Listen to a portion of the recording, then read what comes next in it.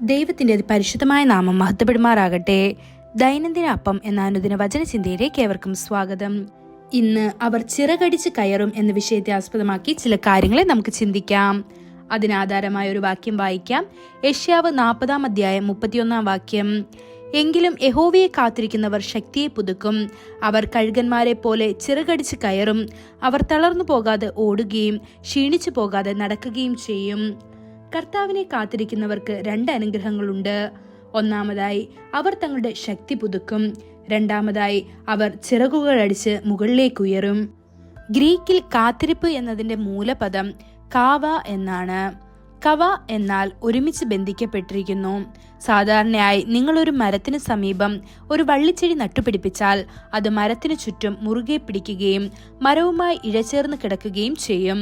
അതുപോലെ നാം കർത്താവിന്റെ പാദങ്ങളിൽ കാത്തിരിക്കുമ്പോൾ നമ്മുടെ ആത്മാവും ശരീരവും കർത്താവുമായി ഇഴചേർന്നിരിക്കുന്നതിനാൽ നമുക്ക് ദിവ്യശക്തി ലഭിക്കുന്നു. ശക്തിക്ക് മേലെ നമുക്ക് പുതിയ ശക്തി ലഭിക്കുന്നു. പാപം നിമിത്തം ശിംശോന്റെ ശക്തി നഷ്ടപ്പെട്ടു. ഇസ്രായേലിന്റെ ചരിത്രത്തിൽ ഇത്ര ശക്തനായ മറ്റാരും ഉണ്ടായിരുന്നില്ല. അവൻ അമ്മയുടെ ഉദരത്തിൽ ദൈവത്തിനായി തിരഞ്ഞെടുക്കപ്പെട്ടു, വിശുദ്ധീകരിക്കപ്പെട്ടു, അഭിഷേകം ചെയ്യപ്പെട്ടു. അവന്റെ ശക്തി വളരെ വലുതാണെന്ന് തിരുവെഴുത്ത് ന്യായാധിപന്മാർ 16-ാം അധ്യായം 5-ാം വാക്യത്തിൽ പറയപ്പെടുന്നു. അതിനാൽ എല്ലാ ഫെലിസ്ത്യരും ഭയപ്പെട്ട് അവന്റെ ശക്തിയുടെ ഉറവിടം കണ്ടെത്താൻ ശ്രമിച്ചു. എന്നാൽ ശിംശോൻ തന്റെ പാപത്തിൽ തുടർന്നപ്പോൾ കർത്താവിന്റെ ആത്മാവ് അവനെ വിട്ടുപോയി. ശിംശോന്റെ ശക്തി ക്ഷയിച്ചു. ഫെലിസ്ത്യർ അവനെ പിടിച്ചു, അവന്റെ കണ്ണുകൾ ചൂഴ്ന്നെടുത്തു, അവനെ തടവറയിൽ അടച്ചു. എന്നാൽ ശിംശോൻ ആ ദിവസങ്ങളിൽ കർത്താവിന്റെ കാൽക്കൽ കാത്തിരിക്കുന്ന ദിവസങ്ങളായി ഉപയോഗിച്ചു. കൃപയുടെ നാളുകൾ. അവന്റെ മുടി വീണ്ടും വളരാൻ തുടങ്ങി. അവന് നഷ്ടപ്പെട്ട ശക്തി വീണ്ടെടുത്ത് ഫെലിസ്ത്യരെ നശിപ്പിച്ചു. ഏതാനും വർഷങ്ങൾക്ക് മുൻപ് വിദേശത്ത് കർത്താവിനു വേണ്ടി വീര്യപ്രവർത്തികൾ ചെയ്യുന്ന ഒരു ദൈവ ശുശ്രൂഷകൻ ഇന്ത്യയിൽ നിന്നുണ്ടായിരുന്നു. അവൻ ഒരു സ്ത്രീയാൽ വശീകരിക്കപ്പെട്ട് പാപത്തിൽ വീണു. പാപപൂർണമായ അവസ്ഥയിൽ വീണതിന് അവന്റെ ആത്മാവിന്റെ സമാധാനം നഷ്ടപ്പെട്ടു. അവൻ ഒരു ചെറിയ കുടിലിൽ താമസിക്കാൻ തീരുമാനിച്ചു. 40 ദിവസം ദൈവത്തിന്റെ കാൽക്കൽ കാത്തിരുന്നു.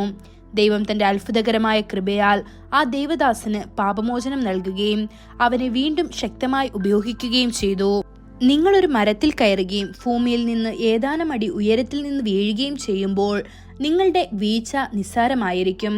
എന്നാൽ അത് ഉയർന്ന ശാഖയിൽ നിന്ന് നിങ്ങൾ വീഴുകയാണെങ്കിൽ അത് അപകടകരമാണ്. നിങ്ങളുടെ കൈകാലുകൾ പോലും ഒടിഞ്ഞേക്കാം. നിങ്ങൾ കർത്താവായ യേശുവിന്റെ കാൽക്കൽ കാത്തിരിക്കേണ്ടതുണ്ട്, വലിയ രോഗശാന്തിക്കായി. കർത്താവ് തീർച്ചയായും കരുണയുള്ളവനാകുകയും നിങ്ങളെ സുഖപ്പെടുത്തുകയും ചെയ്യും. ദൈവമക്കളെ, തന്നെ കാത്തിരിക്കുന്നവർക്ക് കർത്താവ് അവന്റെ ശക്തി നൽകുന്നു. അവൻ അവനുമായി ഇഴചേർന്നിരിക്കുന്നു. അവർ ഒരിക്കലും ക്ഷീണിതരാകുകയുമില്ല. ഈ വചനങ്ങളാൽ ദൈവം നമ്മെ ഓരോരുത്തരെയും അനുഗ്രഹിക്കുമാറാകട്ടെ. കൂടുതൽ ധ്യാനത്തിനുള്ള വാക്യം സങ്കീർത്തനങ്ങൾ 62-ാം അധ്യായം 5-ാം വാക്യം. എന്റെ ഉള്ളമേ, ദൈവത്തെ നോക്കി മൗനമായിരിക്ക, എന്റെ പ്രത്യാശ അവങ്കൽ നിന്ന് വരുന്നു.